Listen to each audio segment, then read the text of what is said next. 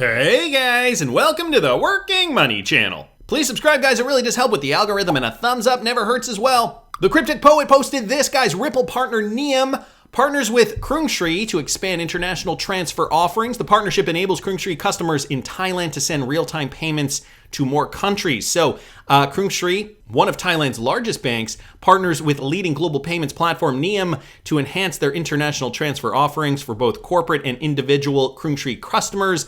Krungsri, that's really hard to say. The partnership comes as new research reveals that 82% of customers in Thailand have now attempted to go cashless, driven by increased consumer adoption of card and contactless payments, as well as perceived safety of digital payments amid the pandemic. Moreover, online shopping or e-commerce has undergone an explosion in demand worldwide, including Thailand. So we are seeing more of this, guys, around the world. This is why these companies that happen to be Ripple enabled are doing so well. The need for instant payments has gone through the roof. So through this partnership, Krungsri and Neum will enhance the international transfer experience for millions of banking customers across Thailand. The integration offers their customers the ability to transfer money in real time. And we have here, obviously, Neum listed on Ripple's website here. We know from numerous sources over the years that Neum is indeed a Ripple partner, forging new partnerships to open doors in Southeast Asia, at least as per this Ripple article. So that's some more great news for people in Thailand, guys. I will link this in the description. The link to the actual article is in here if you guys want to read further. I'm going to keep going, though. This also had to do with the Krungsri Bank story and Neum. So Neum did post this on their Twitter. To Ripple users, says Wrath of Kahneman, the integration offers their customers the ability to transfer money in real time, where it is offered to various new countries across Europe, the UK, the US, and the Asia Pacific. So just some more information with regards to that. I saw this down here, though. T-Hole Betic chiming in. Interesting timing, giving Ripple customer SCB Thailand, majority owned by the King of Thailand, bought ODL partner exchange BitCub, and today's recent announcement of MCBDC progress between Thailand, UAE, China, and Hong Kong. And Wrath of Kahneman just responding down here, yeah, wow, that is juicy. So these connections, we wouldn't be privy to them unless, community members, XRP community members posted them on Twitter. So I got to thank the Wrath of Kahneman for bringing this up. And of course, T-Hole Betic also for pointing out that interesting connection down there. We also have this, guys, from Martin Volk here on Twitter, Ripple and XRP news with regards to WXRP or Wrapped XRP to launch on the Ethereum blockchain in December. So the XRP network still appears to be innovating despite its regulatory woes. If all goes according to plan, Wrapped XRP or WXRP will be coming to the Ethereum blockchain next month, courtesy of Wrapped.com. The move is meant to enable XRP holders to interact with aspects of decentralized finance or DeFi, such as executing smart contracts for use in borrowing and lending, swapping for altcoins via their native tokens. Currently, the network can only handle sending, receiving, and holding XRP. Wrapped tokens are digital currencies stored in digital vaults and run on a separate blockchain. Notable Wrapped tokens include Wrapped Bitcoin, which operates on the Ethereum blockchain, and Wrapped Ethereum, which converts ETH to ERC20 standard or to the ERC20 standard. WXRP would have a 1-to-1 exchange ratio with XRP, with custody provided by Hex Trust. And David Schwartz even chimed in on this. Wrapped XRP is coming to Ethereum. Great news for those who want to access XRP within Ethereum wallets, DeFi, and smart contracts. So just another way to access XRP for all these functions, guys. Wrap.com also tweeting this out today. We're announcing that we'll be officially supporting Wrapped XRP or WXRP on the Ethereum blockchain starting in December, so next month. XRP is the native asset of the XRPL.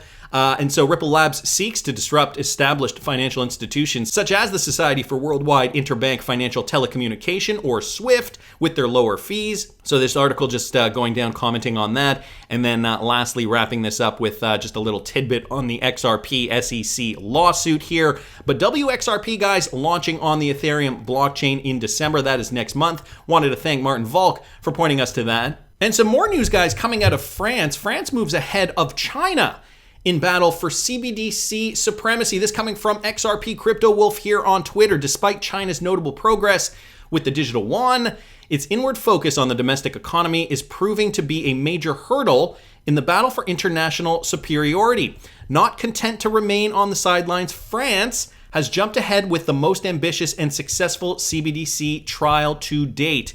So this is interesting. What happened? The Banque de France, or the Bank of France, completed the most successful trial to date for the blockchain-based CBDC. In this 10-month experiment in France's debt markets, a CBDC was issued for government bond deals and demonstrating the benefits of blockchain technology for secure settlement of central bank money in both primary and secondary markets. The CBDC was utilized to settle the trades of crypto OATs, government bonds represented as security tokens. This in turn involved a wide range of common market activities, including new bond issuance, repurchase agreements, coupon payments, and deal redemption. What marks this trial as a distinctive step towards CBDC development is that it tested most central bank central security deposit processes in a way that successfully removed intermediary steps, i.e., reconciliation between market intermediaries, which means, guys, instant settlement. The trial was led by financial services firm Euroclear, implementing IBM technology in collaboration with over 500 participating institutions,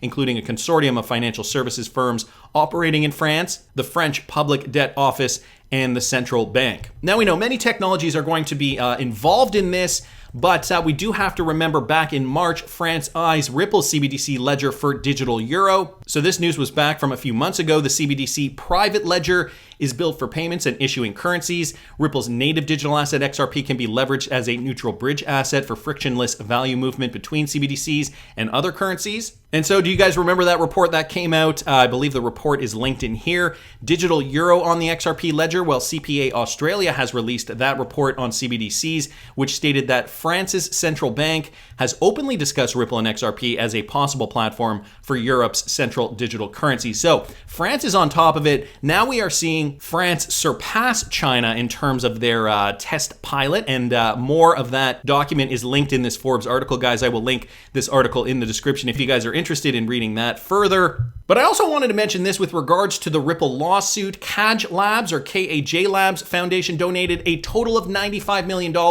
towards Ripple's legal defense fund versus the SEC.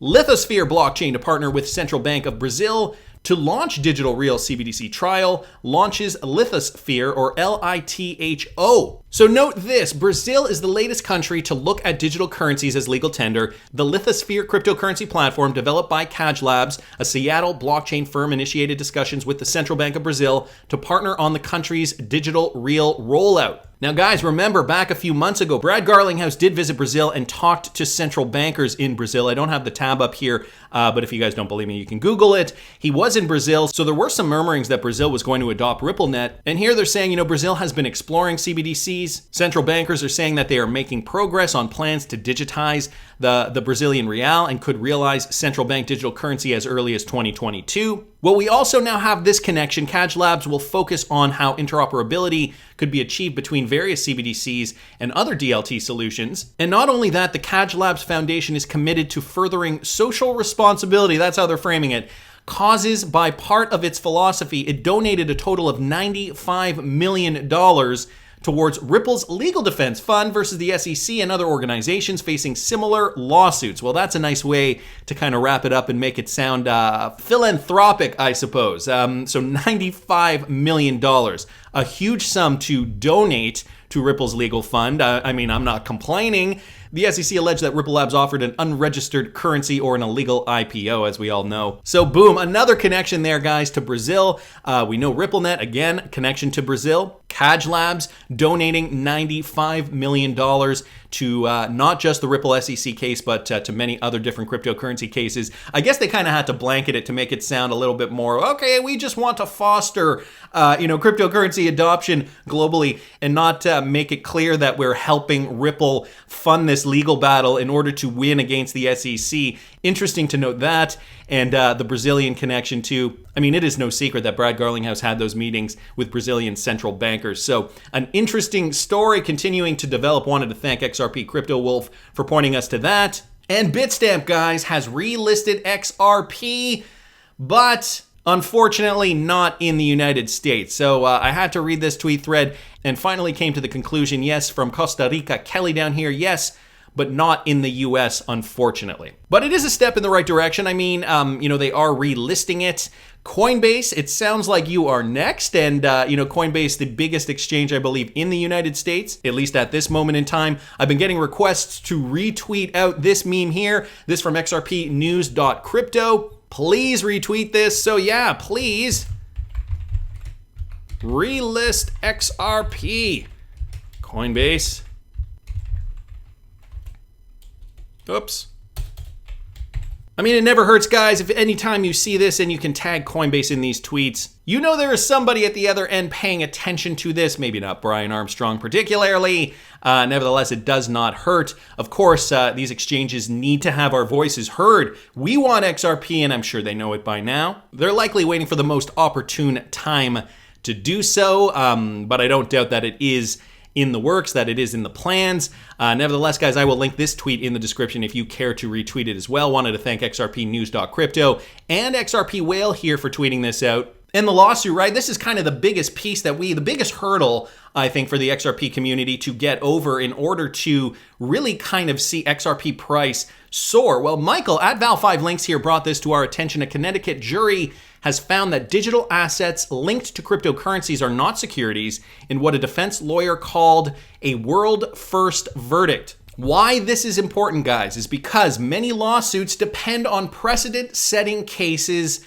in order to settle a case, right? If there is a precedent-setting case that says, well, this company did this, and this is similar to what, let's say in this example, Ripple is doing today, well, that will give the judge more ammo to side on behalf of Ripple's lawyers. And so, guys, this could be big. I'm not saying it's going to be big, but I'm saying it could be very big for the Ripple SEC lawsuit. So let me read you guys a little bit of this. Once again, the question of whether digital assets constitute securities is under question. But this is how this Connecticut jury ruled, okay? A Connecticut jury has found that digital assets linked to cryptocurrencies are not securities in what a defense lawyer called a world-first verdict. So GAW Miners investor Stuart Fraser was cleared of liability in a fraudulent operation co-opted by ZenMiner LLC on Monday. It's the first case that we know of where a jury addressed whether cryptocurrency products were securities. One of the defendant's representatives, Daniel Weiner from Hughes, Hubbard & Reed LLP, told Law 360 the case against GAW Miners has been underway since 2017 when the co-founder pled guilty to wire fraud. This left Fraser a 41% investor in GAW. Okay.